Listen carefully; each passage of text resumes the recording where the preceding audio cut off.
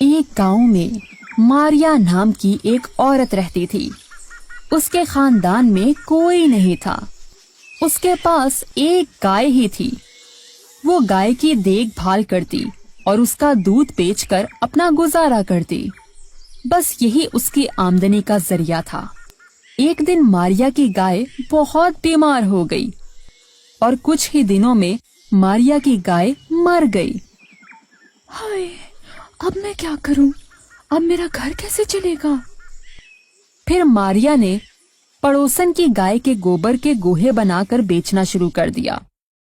फिर एक दिन पड़ोसन ने सोचा, ये रोज मेरे गाय का गोबर ले जाती है और उससे गोहे बनाकर अपना घर चला रही है।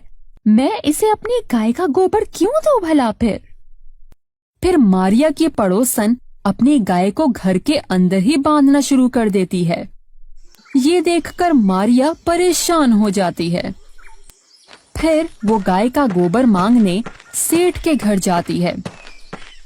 सेठ जी, क्या आप मुझे अपनी गाय का गोबर दे सकते हैं? सेठ सोचता है, ये औरत कब से गोबर मांगकर अपना घर का गुजारा कर रही है। क्यों ना मैं इसे अपनी गाय ही दे दूं। वैसे भी ये कब से तो बीमार है, पता नहीं कितने दिन और जिंदा रह पाएगी। इसको कौन सा पता चलने वाला है कि गाय बीमार है। उल्टा इस पर तो मेरा एहसान हो जाएगा। ऐसा सोचकर सेठ मारिया से कहता है, लो, तुम मेरी गाय ले लो।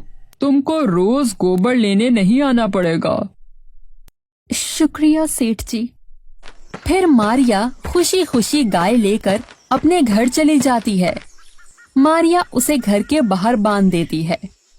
मारिया उस गाय का गोबर इस्तेमाल करके अपना घर चलाने लगी। क्योंकि वो गाय बीमार थी, इसलिए वो ज्यादा दूध नहीं दे पाती थी। कुछ दिनों के बाद एक बुजुर्ग आदमी मारिया के घर के बाहर आता है। बाबा जी, मैं आपकी क्या मदद कर सकती हूँ? बेटा, मुझे बहुत भूख लगी है। अगर मुझे खाने को कुछ मिल जाए तो बहुत अच्छा है। जी बाबा जी, मैं अभी लेकर आई।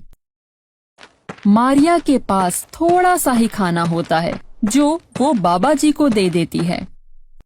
बाबा जी, आप खाना खाएं, मैं आपके लिए पानी लेकर आती हूँ। मारिया के जाते ही बाबा जी अपनी ताकत से देखते हैं कि मारिया ने अपना सारा खाना उन्हें दे दिया है। इतने में मारिया पानी लेकर आ जाती है। बाबा जी मारिया से कहते हैं, तुम्हारा बहुत बहुत शुक्रिया बेटा। ये जानते हुए भी कि आपके पास और खाने को कुछ भी नहीं है, आपने फिर भी अपना खाना मुझे दे दिया। अब आपको कभी भूखा नहीं रहना पड़ेगा। ऐसा बोलकर बाबा जी गाय के ऊपर हाथ फेरते हुए चले जाते हैं। अगली सुबह मारिया की गाय सोने का गोबर देती है। मारिया की पड़ोसन ये सब देख लेती है और वो हैरान रह जाती है।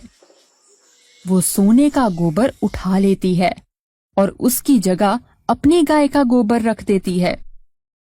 मारिया को इस बात की खबर तक नहीं होती। कुछ दिन ऐसे ही चलता रहा। फिर एक दिन तेज हवा चलने लगती है। मारिया अपनी गाय को घर के अंदर बांध लेती है। अगली सुबह मारिया देखती है कि गाय ने सोने का गोबर दिया है। वो हैरान रह जाती है और सोचती है, ये कैसे हो गया? ये गाय सोने का गोबर कैसे देने लगी? ये बाबा जी की दुआ से तो नहीं हो गया? नहीं, बाबा जी को तो आए हुए बहुत दिन हो गए हैं, लेकिन अचानक से ये कैसे हो गया? ऐसा तो नहीं कि सोने का गोबर हर रोज मेरी पड़ोसन ले जाती हो। हाँ, आजकल वो मुझसे बहुत मीठी मीठी बातें करती है। मारिया रोज गाय को घर के अंदर ही बांधना शुरू कर देती है।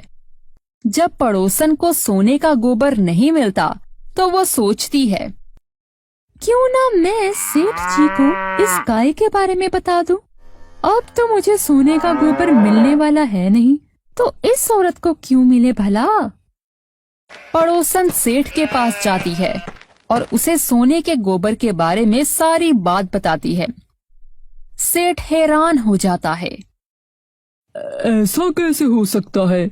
जब तक गाय मेरे पास थी तब तक तो ऐसा कुछ भी नहीं हुआ था। अब ये गाय सोना कैसे देने लगी? सेठ मारिया के पास जाकर पूछता है। अरे मारिया, ये गाय सोने का गोबर कैसे दे रही है? जल्दी बताओ।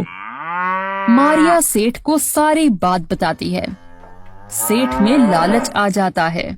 वो मारिया से अपनी गाय लेकर वापस चला जाता है। मारिया ये सब देखकर रोने लगती है। अगली सुबह होते ही सेठ उठकर देखता है कि उसका घर गोबर से भरा हुआ है। सेठ ये सब देखकर बहुत परेशान होता है। अरे ये सब क्या हो गया? अब मैं क्या करूं? ये गोबर अब कैसे साफ करूं? सेठ के इतना बोलते ही एक आवाज आती है। तूने उस औरत से गाय वापस ले ली, इसलिए तुम्हारे साथ ऐसा हुआ है। ये गाय अब उस औरत की है, उसे लौटा दे, तब ही तुम्हारे घर से गंदगी खत्म होगी। सेठ फौरन मारिया को गाय लौटा देता है। सेठ के गाय लौटाते ही उसके घर से गंदगी खत्म हो जाती है और मारिया गाय वापस पाकर बहुत खुश होती है। तो बच्चों, इस कहानी से हमें ये सबक मिलता है कि हमें हमेशा दूसरों के काम आना चाहिए और कभी किसी से हसद नहीं करना चाहिए। अल्लाह पाक ने हर एक के नसीब में उसका रिस्क लिख दिया है, लिहाजा इससे ज्यादा या कम नहीं हो सकता। इसलिए हमें किसी की दौलत पर नजर नहीं रखनी चाहिए। उम्मीद करते हैं कि आपको हमारी ये कहानी भी पसंद आई होगी। हमारे चैनल को जरूर सब्सक्राइब करें और घंटी के आइकन को जरूर दबा दें ताकि हमारी आइंदा आने वाली वीडियो आपको टाइम पर मिलती रहे। शुक्रिया।